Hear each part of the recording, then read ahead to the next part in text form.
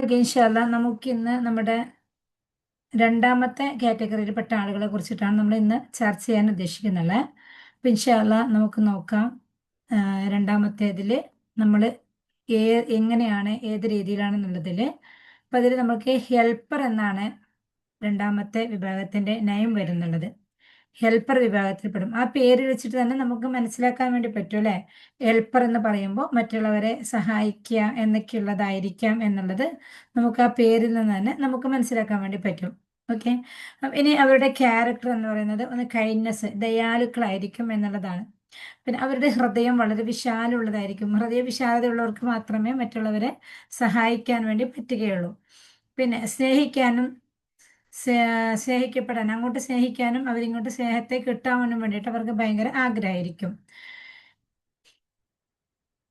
പിന്നെ അവർ ചെയ്യുന്ന കാര്യങ്ങൾ എന്തെങ്കിലുമൊക്കെ ഉണ്ടെങ്കിൽ അത് മറ്റുള്ളവരെ ബോധ്യപ്പെടുത്തണം, മറ്റുള്ളവരെ ബോധ്യപ്പെടുത്താൻ വേണ്ടിയിട്ട് ചെയ്യണം, മറ്റുള്ളവർക്ക് അത് അറിയണം, മറ്റുള്ളവരിൽ നിന്ന് സ്റ്റോക്ക് കിട്ടണം, മറ്റുള്ളവരെ അംഗീകരിക്കണം എന്നുള്ളതൊക്കെ ആഗ്രഹങ്ങൾ അവരിൽ ഉണ്ടായിരിക്കും.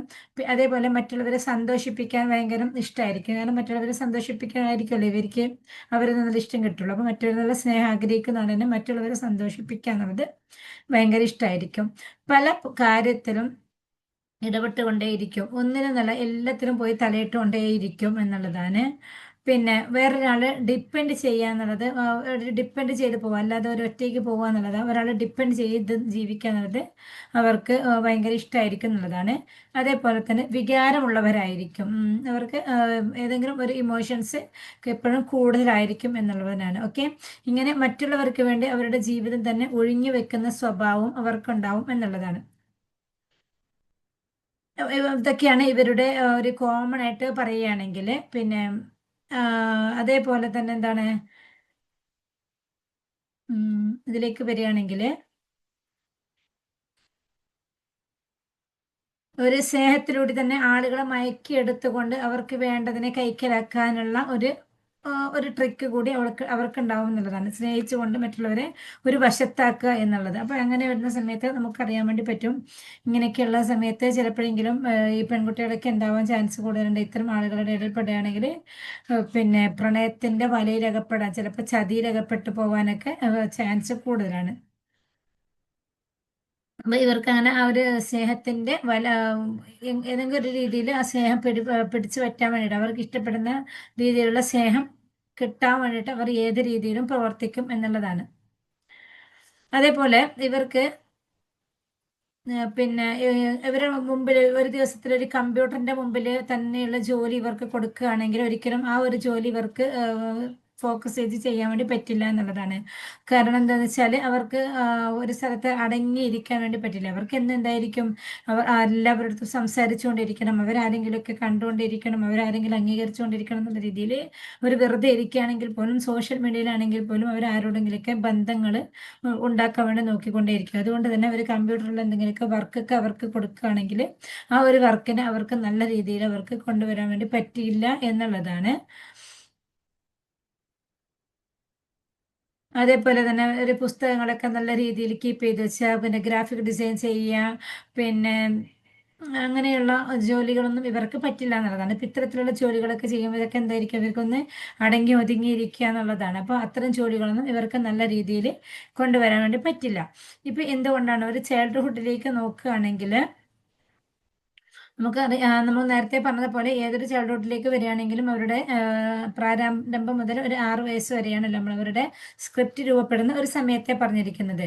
അപ്പോൾ അവരെന്തായിരിക്കും, കുഞ്ഞുനാളിൽ തൻ്റെ മാതാപിതാക്കളെ തൃപ്തിപ്പെടുത്താൻ വേണ്ടിയിട്ട്, എൻ്റെ ഉപ്പ ഉമ്മ അല്ലെങ്കിൽ അച്ഛനമ്മ ഇവർക്ക് സന്തോഷം ഉണ്ടാവാൻ വേണ്ടിയിട്ട് ഇവർക്ക് ഇഷ്ടമില്ലാത്ത കാര്യങ്ങൾ പോലും അവരുടെ സന്തോഷത്തിന് വേണ്ടിയിട്ട് ചെയ്തു കൊടുത്ത് ശീലിപ്പിക്കുക എന്ന് വെച്ചാൽ, ചിലപ്പോഴെങ്കിലും നമ്മൾ എന്ത് ചെയ്യുന്നുണ്ടാവും, കുട്ടികൾക്ക് ഇഷ്ടമില്ലാത്ത പല കാര്യങ്ങളും കുട്ടികൾക്ക് പല മോഹന വാഗ്ദാനങ്ങളും നൽകും.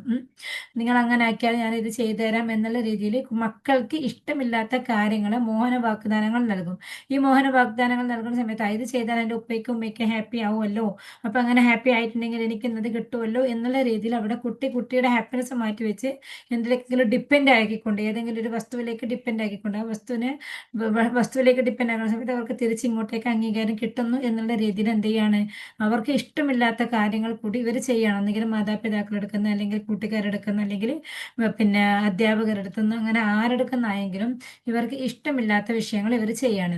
ഇപ്പൊ ചെറിയ മക്കളൊക്കെ ആണെങ്കിൽ ഇവരൊക്കെ പിന്നെ കൂടുതൽ അബ്യൂസുകളിലൊക്കെ ഏർപ്പെടാൻ വേണ്ടിയിട്ട് ഇതിൽ ചാൻസ് കൂടുതലാണ്. ഇത്തരം സാഹചര്യങ്ങൾക്ക് വരുന്ന സമയത്ത് ഇവരതിന് വഴങ്ങിക്കൊടുക്കും. സോ ഇവർക്കത് ഇഷ്ടമില്ലെങ്കിൽ പോലും എന്താണ്, ഇവർക്ക് ഇത് ചെയ്തിട്ടില്ലെങ്കിൽ ഇവർ എന്നെ വെറുത്താലോ, ഇവർ എന്നെ മാറ്റി നിർത്തിയാലോ എന്നുള്ള രീതിയിൽ ഇവരെന്താവുന്നുണ്ട്, ഇവരതിലേക്ക് പിന്നെ ഒന്ന് വഴങ്ങിക്കൊടുക്കും എന്നുള്ളതാണ്. അപ്പം ചൈൽഡ്ഹുഡിൽ വെച്ചിട്ട് നമ്മൾ കൂടുതൽ ശ്രദ്ധിക്കുക. നമ്മുടെ മക്കൾക്ക് ഇഷ്ടമില്ലാത്ത വിഷയങ്ങളാണെങ്കിൽ നമുക്ക് ശരിയെന്ന് തോന്നിയ എല്ലാ വിഷയവും ചിലപ്പോൾ മക്കൾക്ക് അത് ഇഷ്ടപ്പെട്ട് കൊള്ളണമെന്നില്ല. അപ്പോൾ നമുക്ക് ശരിയായി തോന്നിയ വിഷയങ്ങൾ നമ്മുടെ മക്കൾക്ക് ഇഷ്ടമില്ലാത്തതാണെങ്കിൽ നമ്മൾ ശരിക്ക് വേണ്ടിയിട്ട് മക്കളെ കൊണ്ട് അത് അംഗീകരിപ്പിക്കുന്ന സ്വഭാവം നമ്മളിലുണ്ടെങ്കിൽ നമ്മളത് മാറ്റാൻ വേണ്ടി ശ്രമിക്കണം എന്നുള്ളതാണ്. അതല്ലെങ്കിൽ കുട്ടികളിൽ ഭാവിയിലേക്ക് ഈ ഒരു സ്വഭാവത്തിലേക്ക് എത്തിപ്പെടാൻ ചാൻസ് കൂടുതലാണ്. രക്ഷിതാക്കളിൽ നിന്ന് സ്നേഹവും പരിഗണനയൊക്കെ കിട്ടാൻ വേണ്ടിയിട്ട് ഇവരെന്തെങ്കിലുമൊക്കെ കാട്ടിക്കൂട്ടിക്കൊണ്ടേയിരിക്കും. ഇവർക്ക് എന്നും എന്താണ്, തൻ്റെ മാതാപിതാക്കളെ സ്നേഹിക്കാൻ വേണ്ടി എനിക്ക് എന്തായാലും കുഴപ്പമില്ല എന്നുള്ള രീതിയിൽ ഒരു മാതാപിതാക്കളിൽ നിന്നുള്ള സ്നേഹത്തിന് വേണ്ടിയിട്ടോ അല്ലെങ്കിൽ ടീച്ചേഴ്സിൻ്റെ സ്നേഹത്തിന് വേണ്ടിയിട്ടോ ഇവർ എന്തും കാട്ടിക്കൂട്ടും. അപ്പോൾ ചിലപ്പോൾ ഫ്രണ്ട്സുകളൊക്കെ ആണെങ്കിൽ എന്ത് ചെയ്യും, കുറച്ച് വലുതായ സമയത്ത് ഈ ഒരു ക്യാരക്ടറിലേക്ക് വരുന്ന സമയത്ത് എവിടെന്നെങ്കിലുമൊക്കെ മോഷണങ്ങൾ ചെയ്യുക. കാരണം ഇത് മോഷ്ടിച്ച് കൊണ്ടുവന്നില്ലെങ്കിൽ അവരെന്നെ മാറ്റി നിർത്തിയാലോ, അവരെന്നെ വിരത്താലോ എന്നുള്ള രീതിയിൽ അവരെന്ത് ചെയ്യും, ആ ഒരു മോഷണത്തിന് പോലും സമയത്ത് വഴങ്ങിക്കൊടുക്കും എന്നുള്ളതാണ്. ഓക്കെ.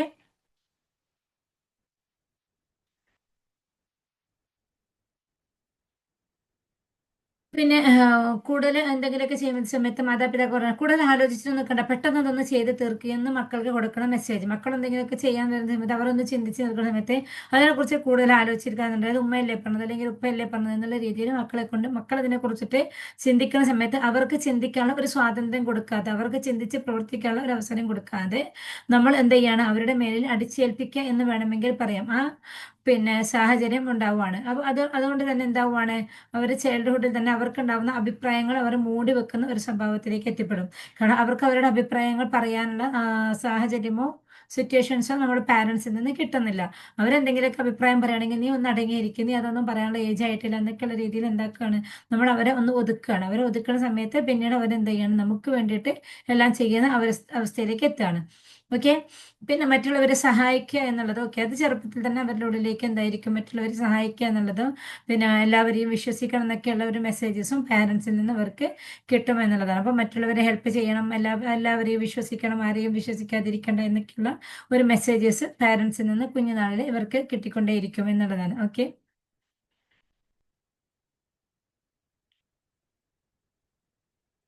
ഇനി അതിൽ തന്നെ അതിൻ്റെ ഹെൽത്തി വിഭാഗത്തിലേക്ക് വരികയാണെങ്കിൽ അവർക്ക് എന്തായിരിക്കും, അവർക്ക് തീരെ സ്വാർത്ഥത ഉണ്ടാവില്ല.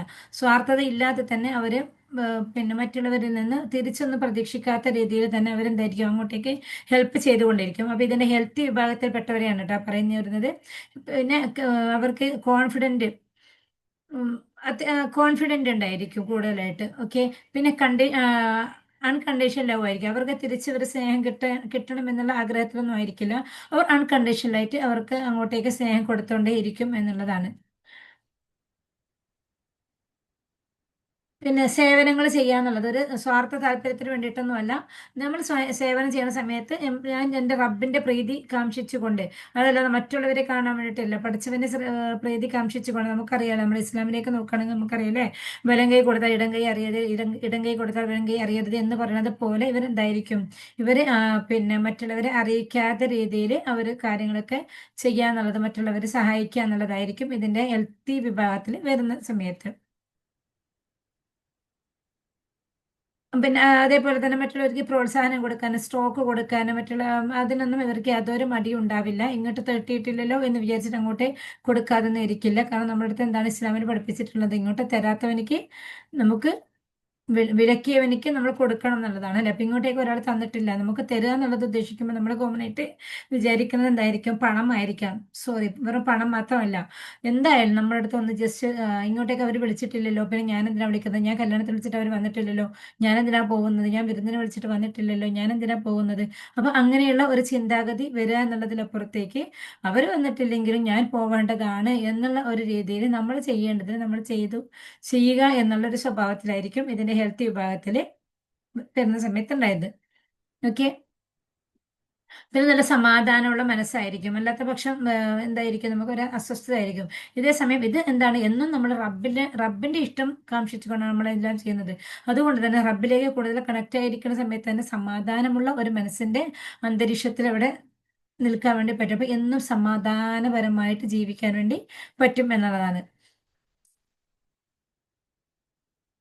പിന്നെ ഏതെങ്കിലും ഒരു സംഭവത്തിന് ഒരു മുൻവിധി ഒന്നും ഉണ്ടാവില്ല. ഞാൻ ഇത് ചെയ്താൽ എനിക്ക് ഇത് കിട്ടിയിരിക്കണം, ഞാനിത് ഇങ്ങനെയുള്ള ആ ഒരു പിന്നെ മുൻവിധി വെച്ചിട്ടൊന്നും ഇത് ചെയ്താൽ എനിക്ക് ഇന്ന റിസൾട്ട് ഉണ്ടായിരിക്കണം, ഇത് ചെയ്താൽ ഇന്നതുണ്ടായിരിക്കും എന്നുള്ള രീതിയിൽ ഒരു മുൻവിധിയൊന്നും ഉണ്ടായിരിക്കില്ല എന്നുള്ളതാണ്. പൊതുവിൽ ഇവരായിരിക്കും ഏറ്റവും നല്ല രീതിയിൽ സർവ് ചെയ്ത് ആളുകളെ സഹായിക്കുന്നവർ. ഇവർ ഒരു ചാരിറ്റിയിലേക്ക് ഇറങ്ങുകയാണെങ്കിലോ പൊതുപ്രവർത്തനത്തിലേക്ക് ഇറങ്ങുകയാണെങ്കിലോ അങ്ങനെ എവിടെയാണെങ്കിലും എന്തായിരിക്കും? നല്ല രീതിയിൽ തന്നെ അവിടെ പ്രവർത്തിക്കുക എന്നുള്ളത് ഇവരുടെ ഒരു ക്യാരക്ടറാണ്. അപ്പൊ അതുകൊണ്ട് ഇതിന്റെ ഹെൽത്ത് വിഭാഗത്തിലേക്കാണെങ്കിൽ നമ്മുടെ ഹെൽപ്പേഴ്സിന്റെ ഹെൽത്തിലേക്ക് വരികയാണെങ്കിൽ അത്രമാത്രം പോസിറ്റീവാണ്, അത്രമാത്രം ബെനിഫിറ്റ് ഉണ്ടാവുന്ന ഒരു ക്യാരക്ടറാണ്. അതിന്റെ ഹെൽത്തിയിലേക്ക് വരികയാണെങ്കിൽ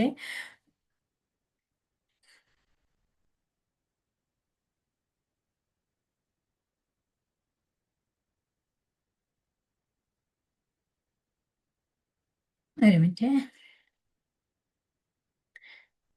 ഇനി ഇതിൽ തന്നെ നമുക്ക് ഇതിന്റെ ആവറേജിലേക്ക് വരികയാണെങ്കിൽ ഇവർ വൈകാരികമായിരിക്കും. ഇവർക്ക് വൈകാരികമായിട്ടുള്ള ചിന്താഗതി എന്ന് വെച്ചാൽ അത് പോസിറ്റീവ് തന്നെ ആയിരിക്കണം. അല്ല ഏത് സിറ്റുവേഷനിലാണെങ്കിലും നെഗറ്റീവ് ആണെങ്കിലും പോസിറ്റീവ് ആണെങ്കിലും അത്തരം സാഹചര്യങ്ങളിലൊക്കെ അവർക്ക് ഹൈ ആയിട്ട് അവർ ചിന്തിച്ചു കൂട്ടും എന്നുള്ളതാണ്. അപ്പൊ അതിന് ആവറേജിൽ വരുന്ന സമയത്ത് നേരത്തെ നമ്മൾ പറഞ്ഞു മറ്റുള്ളവരെ തൃപ്തിപ്പെടുത്താൻ വേണ്ടിയിട്ട് ഇവർ എന്തും ചെയ്യും. അത് ശരിയാണോ തെറ്റാണോ എന്നൊന്നും നോക്കില്ല.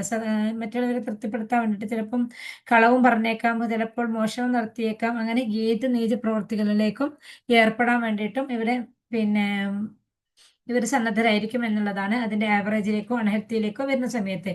പിന്നെ കാര്യങ്ങളൊക്കെ വളച്ചൊടിച്ച് അവർക്ക് അവർ വിചാരിക്കുന്ന രീതിയിലേക്ക് വളച്ചൊടിച്ച് കൊണ്ടുവരിക എന്നുള്ളത് ഒരു അൺഹെൽത്തിയിൽ പെട്ട ആളുകൾക്ക് ഭയങ്കര ഒരു സുഖമുള്ള അവസ്ഥയിലായിരിക്കും എന്നാണ്.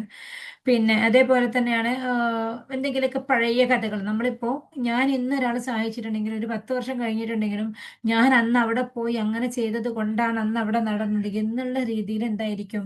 വേണ്ടായിരുന്നു, അന്ന് ആ ഒരു സഹായം നമ്മൾ അവിടെ നിന്ന് വാങ്ങേണ്ടിയില്ലായിരുന്നു എന്നുള്ള രീതിയിൽ പോലും നമ്മൾ ചിന്തിച്ചു പോകും എന്നുള്ളതാണ്. നമ്മുടെ കുടുംബത്തിലൊക്കെ ചിലപ്പോഴെങ്കിലും കൂടുതലായി കണ്ടുവരുന്നതാണ് ഹെൽപ്പേഴ്സിൽ അൺഹെൽത്തി ആയിരിക്കും കൂടുതലായിട്ട് കണ്ടുവരുന്നത്.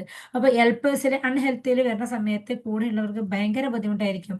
കാരണം അവർ ചിലപ്പോൾ ഒരു ചോറ് വാങ്ങിക്കൊടുത്തതാണെങ്കിലും ഒരു എന്തെങ്കിലും ഒരു സാധനം വാങ്ങിക്കൊടുത്തതാണെങ്കിൽ അവർ കാണുന്നവരോടും വരുന്നവരോടും പോകുന്നവരോടും ഒക്കെ പറഞ്ഞുകൊണ്ടേയിരിക്കും ഞാനത് അങ്ങനെ ചെയ്തിട്ടുണ്ടായിരുന്നു, ഇതാക്കിയിട്ടുണ്ടായിരുന്നു. അപ്പോൾ ശരിക്കും നമ്മൾക്ക് ചിലപ്പോഴെങ്കിലും നമ്മുടെ ഒരു സാഹചര്യം കൊണ്ട് അങ്ങനെ ചെയ്യേണ്ടി വന്നതാണെങ്കിൽ വേണ്ടില്ലായിരുന്നു എന്നുള്ളൊരവസ്ഥ പോലും നമ്മൾ ചിന്തിക്കുന്ന ഒരവസ്ഥയിലേക്ക് എത്തിപ്പെടും എന്നുള്ളതാണ് ഇതിന്റെ അൺഹെൽത്തിയിലേക്ക് എത്തുന്ന സമയത്ത്.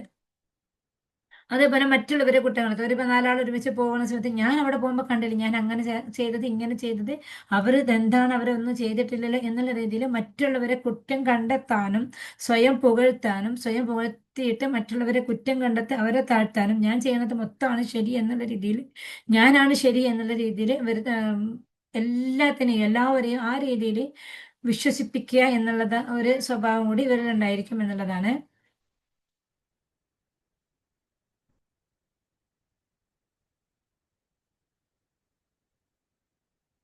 പിന്നെ എന്തെങ്കിലുമൊക്കെ കഥകൾ ഉണ്ടാക്കുക എന്നുള്ളത് എന്തെങ്കിലുമൊക്കെ അവർക്ക് എന്താണോ തോന്നിയതിനനുസരിച്ചിട്ടുള്ള കഥകൾ മെനിഞ്ഞ് പറയാന്ന് വെച്ചാൽ കളവ് പറയാന്നുള്ളത് കൂടി പറയാം. അപ്പൊ അങ്ങനെ കഥകൾ മെനിഞ്ഞുണ്ടാക്കാൻ വേണ്ടിയിട്ട് പിന്നെ ഭയങ്കര ഉഷാറായിരിക്കും. സ്വന്തത്തെ പൊക്കുക എന്നുള്ളത് എവിടെ പോയാലും എന്ത് ചെയ്താലും ഞാനാണ് എന്നുള്ള ഒരു ഭാവം ഇവരിൽ എന്നും ഉണ്ടായിരിക്കും എന്നുള്ളതാണ്. അപ്പം സ്വന്തത്തെ പൊക്കിക്കൊണ്ടേ ഇരിക്കുക എന്നുള്ള ഒരു സ്വഭാവം ഇതിന്റെ അൺഹെൽത്തിയിൽ പെട്ടവർക്ക് ഉണ്ടായിരിക്കുന്നതാണ്. ഇപ്പൊ ഇവർക്ക് ഒരു സാമൂഹിക പ്രവർത്തനത്തിൽ ഏർപ്പെടാൻ ഭയങ്കര ഇഷ്ടമായിരിക്കും. സോ എന്താണ്, മറ്റുള്ളവരെ ഹെൽപ്പ് ചെയ്യാന്നുള്ളതാണല്ലോ ഇവരുടെ ഹോബി എന്നുള്ളത്. അപ്പൊ ഇത് ഒരു അൺഹെൽത്തിയിൽ പെട്ട ഒരാളാണ് ഒരു സാമൂഹിക പ്രവർത്തകനായിട്ടുള്ളതാണെങ്കിൽ, അവിടെ ഒരു ഇലക്ഷൻ വരുന്ന സമയത്താണെങ്കിലോ ഇനി വേറെ എന്തെങ്കിലുമൊക്കെ ആണെങ്കിലും, ഏത് സാഹചര്യത്തിലും ഒരു ഇലക്ഷൻ വരുന്ന സമയത്ത് മോഹന വാഗ്ദാനങ്ങളൊക്കെ നൽകിക്കൊണ്ട് അവർക്ക് ഇലക്ഷനിൽ വിജയിക്കാൻ വേണ്ടി പറ്റും. സോ അതേ സമയത്ത് ഇവരെന്ത് ചെയ്യാണ്, ഇവരൊരു ഹെൽത്തി വിഭാഗത്തിൽപ്പെട്ടവരാണ് എന്നുണ്ടെങ്കിൽ ഇവർ ഇവിടെ ഒരു പിന്നെ സൊസൈറ്റിയിലേക്ക് ഇറങ്ങുകയാണെങ്കിൽ, സമൂഹത്തിലേക്ക് ഇറങ്ങുകയാണെങ്കിൽ അത്രമാത്രം ആ സമൂഹത്തിന് ഉപകാരപ്പെടുത്തുന്ന കാര്യങ്ങളായിരിക്കും ഹെൽത്തി വിഭാഗത്തിൽ നിന്ന് ഉണ്ടാവുക. അൺഹെൽത്തിയിലുള്ള ഒരാളാണ് എത്തുകയാണെങ്കിൽ എത്രമാത്രം സമൂഹത്തിന് ദോഷം വരുന്ന സംഭവങ്ങളും ആയിരിക്കും ഉണ്ടാവുക എന്നുള്ളത്. ഓക്കെ. പിന്നെ മറ്റുള്ളവരുടെ പ്രയാസങ്ങൾ മനസ്സിലാക്കി അവരെ സന്തോഷിപ്പിക്കാൻ വേണ്ടിയിട്ട് അവരെന്ത് ചെയ്യാണ്, ഭയങ്കര ഇഷ്ടമാണ്. മറ്റുള്ളവരുടെ പ്രയാസങ്ങൾ എന്താണെന്ന് മനസ്സിലാക്കിയിട്ട് അവരെ സന്തോഷിപ്പിക്കാൻ ഭയങ്കര ഇഷ്ടമാണ് ഇതിൽ ഹെൽത്തി വിഭാഗത്തിൽപ്പെട്ട ഒരാൾക്ക്. അതേസമയം മറ്റുള്ളവരെ സന്തോഷിപ്പിക്കാൻ ഭയങ്കര ഇഷ്ടമാണ്. അത് എന്തല്ല, അവരുടെ ബുദ്ധിമുട്ടുകളോ പ്രയാസമോ മനസ്സിലാക്കിക്കൊണ്ടൊന്നുമല്ല, മറ്റുള്ളവരിൽ നിന്ന് എനിക്ക് എന്തെങ്കിലും ബെനിഫിറ്റ് കിട്ടും എന്നുള്ള വിചാരത്തിലാണ് മറ്റുള്ളവരെ സന്തോഷിപ്പിക്കുന്നതാണെങ്കിൽ അതിൻ്റെ അൺഹെൽത്തിയിലേക്ക് വരും എന്നുള്ളതാണ്. അപ്പൊ നമുക്കറിയാം അതിന്റെ അൺഹെൽത്തിയാണ് ഏറ്റവും കൂടുതൽ നമ്മുടെ ഒരു സമൂഹത്തിൽ, നമ്മുടെ കൂടുതൽ ആളുകളിലും കണ്ടുവരുന്നത്. ഏതിലേക്കും എടുത്ത് പറയുകയാണെങ്കിൽ നമുക്ക് എല്ലാത്തിലും നമ്മുടെ പ്രവാചകന്മാരെ തന്നെയാണ് നമുക്ക് അതിലേക്ക് ഫസ്റ്റ് ഉദാഹരണമായിട്ട് നമുക്ക് കാണാൻ വേണ്ടി പറ്റുള്ളൂ. കാരണം ഇത് ഞാൻ ഫസ്റ്റ് ക്ലാസ്സിൽ തന്നെ പറഞ്ഞിട്ടായിരുന്നു, 9 ക്യാരക്ടറിലും വെച്ചിട്ട് ആ 9ന്റെയും എല്ലാത്തിൻ്റെയും മുഴുവൻ പോസിറ്റീവ്നെസ്സും ഒത്തുകൂടിയിട്ടുള്ളതാണ് പ്രവാചകന്മാരൊക്കെ. അപ്പൊ അതുകൊണ്ട് തന്നെ നമുക്ക് നമ്മളാണെങ്കിലോ നമ്മൾ മറ്റുള്ളവർ നമ്മുടെ അംഗീകരിക്കണം, മറ്റുള്ളവർ നമ്മളെ കുറിച്ച് നല്ലത് പറയണം, എല്ലാം മറ്റുള്ളവർക്ക് വേണ്ടി, മറ്റുള്ളവർ എന്നുള്ള രീതിയിൽ. അതേസമയം നമ്മൾ ചെയ്യുന്ന സമയത്ത് കറക്റ്റ് നമ്മൾ ചെയ്യുന്ന വിഷയത്തെ നമുക്കൊരു ബോധ്യം ഉണ്ടാവുകയോ നാം ചെയ്യുന്ന വിഷയം കൊണ്ട് നമുക്ക് എന്താണോ സ്വയം ബെനിഫിറ്റ് ഉണ്ടാകുന്നത് എന്ന് പോലും ചിന്തിക്കാതെ ആയിരിക്കാം നമ്മൾ കാര്യങ്ങൾ ചെയ്തുകൊണ്ടിരിക്കുക എന്നുള്ളതാണ്. അപ്പൊ നമ്മൾ അതില് ആ ഒരു വിഷയത്തിൽ നമ്മൾ മറ്റുള്ളവർക്ക് ബെനിഫിറ്റ് കിട്ടിക്കൊള്ളണം എന്ന് വിചാരിച്ച് ചെയ്യണ സമയത്ത് അവിടെ നമുക്ക് എന്താണ് അതിൽ ബെനിഫിറ്റ് ഉള്ളത് എന്നും കൂടി മനസ്സിലാക്കിക്കൊണ്ട് പ്രവർത്തിക്കാൻ വേണ്ടി പറ്റും എന്നുള്ളതാണ്.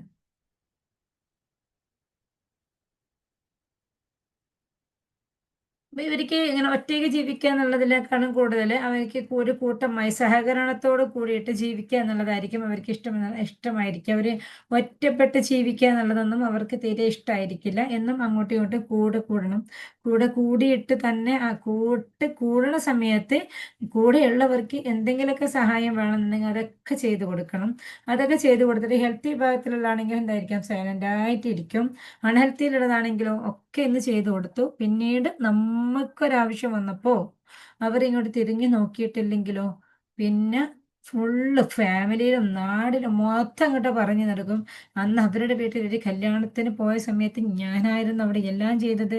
ഞാൻ കല്യാണത്തിന് 2 ദിവസം മുമ്പ് തന്നെ വന്നിട്ടുണ്ടായിരുന്നു, എന്നിട്ട് അതാക്കിയിരുന്നു ഇതാക്കിയിരുന്നു മൊത്തം ഞാനാണ്. എനിക്കൊരാവശ്യം വന്നപ്പോൾ നോക്കിയ ഒരു പൊടിയെ കാണുന്നില്ല എന്നുള്ള രീതിയിൽ എന്തായിരിക്കും ആ ചെയ്തതിനെ മൊത്തം അങ്ങോട്ട് വിളിച്ച് പറഞ്ഞുകൊണ്ടേ ഇരിക്കും എന്നുള്ളതാണ്.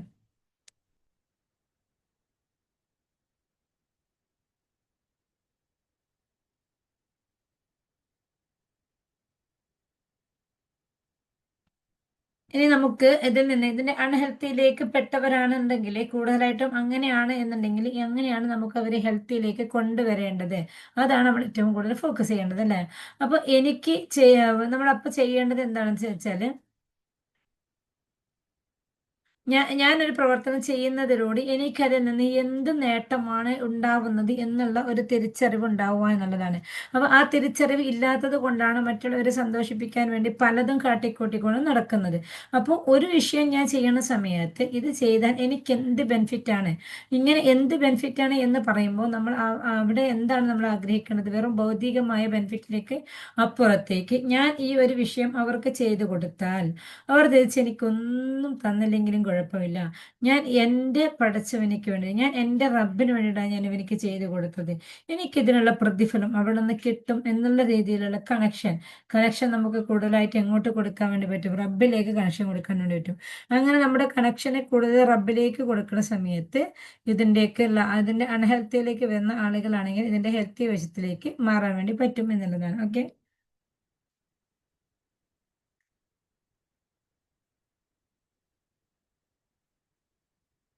അതേപോലെ തന്നെ ഒരു ടൈം ഷെഡ്യൂൾ ഉണ്ടാക്കുക എന്നുള്ളതിനപ്പുറത്തേക്ക് സോഷ്യൽ സ്കില്ലിന് പൊതുപ്രവർത്തനത്തിന് വേണ്ടി കൃത്യമായൊരു സമയം കണ്ടെത്തുക എന്നുള്ളതാണ്.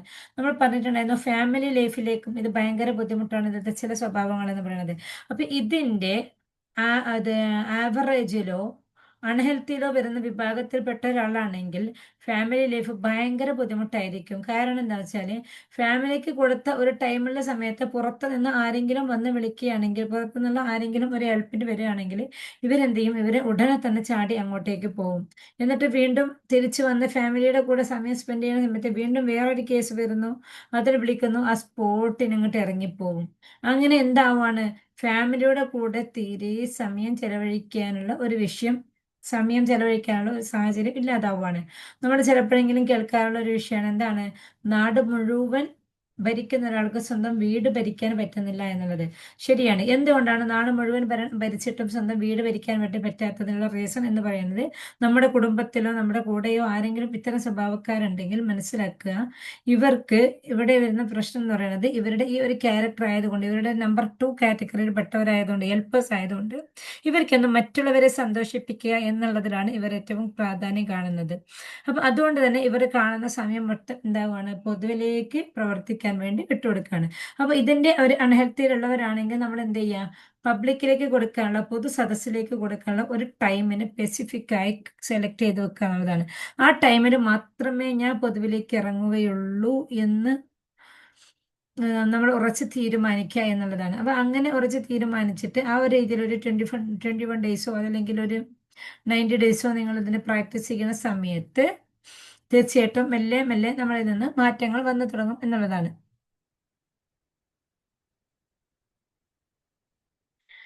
അതേപോലെ തന്നെ ഇങ്ങോട്ടേക്ക് അംഗീകാരം, പ്രോത്സാഹനങ്ങൾ കിട്ടുന്നതിന് പകരം മറ്റുള്ളവരെ പ്രോത്സാഹിപ്പിക്കുന്നതിലേക്ക്, മറ്റുള്ളവർക്ക് അംഗീകാരം കിട്ടുന്നതിൽ സന്തോഷം കണ്ടെത്തുക എന്നുള്ളത് പഠിക്കുക എന്നുള്ളതാണ്. നമുക്ക് മറ്റുള്ളവർക്ക് നമ്മൾ സന്തോഷം കണ്ടെത്തണം, മറ്റുള്ളവർക്കേക്ക് സന്തോഷം കൊടുക്കുക, മറ്റുള്ളവരെ ഹാപ്പിനെസ് ആക്കിയിരിക്കുക എന്നതിൽ നമ്മൾ സന്തോഷം കണ്ടെത്തുക എന്നുള്ളതാണ്. ഓക്കെ.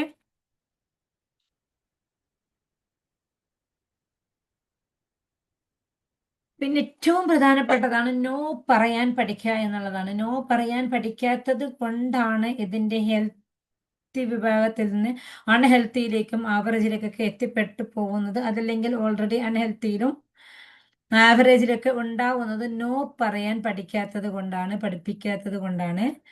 അവിടെ നമ്മൾ നോ പറയാൻ വേണ്ടി പഠിപ്പിക്കുക കുഞ്ഞായിരിക്കുമ്പോൾ തന്നെ മക്കളിലേക്ക്. നമ്മൾ സ്വയം നോ പറയാൻ വേണ്ടി പഠിക്കുക.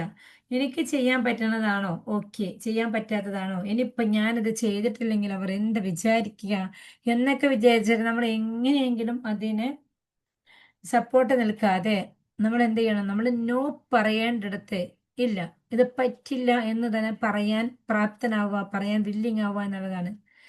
അപ്പൊ നമ്മൾ നോ പറയേണ്ടിടത്ത് നോ പറയാൻ ശീലിക്കേണ്ടത് കുഞ്ഞായിരിക്കുമ്പോൾ തന്നെ, വളരെ കുഞ്ഞായിരിക്കുമ്പോൾ തന്നെ ഉമ്മാന്റെ അടുത്താണെങ്കിലും ഉപ്പാന്റെ അടുത്താണെങ്കിലും ആരുടെ അടുത്താണെങ്കിലും ക്രോസ് ചെയ്യണം എന്ന് തോന്നിയിട്ടുള്ള സമയത്ത് ക്രോസ് ചെയ്യാൻ വേണ്ടിയിട്ട് അവർക്ക് നമ്മൾ ഫ്രീഡം കൊടുക്കുക എന്നുള്ളതാണ്. ചിലപ്പോഴെങ്കിലും നമ്മൾ എന്ത് ചെയ്യും? നമ്മുടെ കുഞ്ഞു മക്കള് ഒന്ന് ക്രോസ് ചെയ്തിട്ടെങ്കിൽ നമ്മൾ രണ്ടെണ്ണം അങ്ങോട്ടിട്ട് കൊടുക്കും അല്ലേ?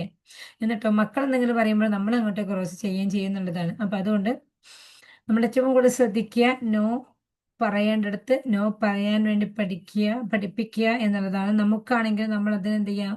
ഓക്കെ, എനിക്കിതിൽ പറ്റുന്ന വിഷയമാണെങ്കിൽ ഓക്കെ, പറ്റാത്തതാണെങ്കിൽ ഇല്ല എന്നുള്ള രീതിയിൽ നമ്മൾ തന്നെ എന്ത് ചെയ്യണം? ആ ഒരു വിഷയത്തെ കൈകാര്യം ചെയ്യാൻ വേണ്ടിയിട്ട് സ്വയം പ്രാപ്തരാവുക എന്നുള്ളതാണ്. ഓക്കെ. അപ്പൊ ഇത്രയാണ് നമുക്ക് അതിന്റെ അൺഹെൽത്തിയിലേക്ക് വരുന്ന സമയത്ത് നമുക്ക് മനസ്സിലാക്കാനായിട്ട് വരുന്നത്.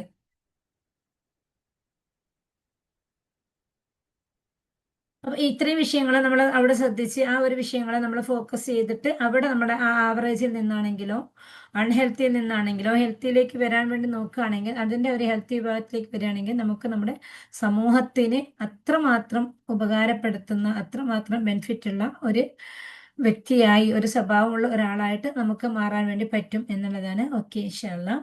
അപ്പൊ ഇത്രയാണ് നമുക്ക് നമ്മുടെ ഇന്നത്തെ രണ്ടാമത്തെ നമ്പറിൽ വെച്ചിട്ട് നമുക്ക് പറയാനുള്ളത്.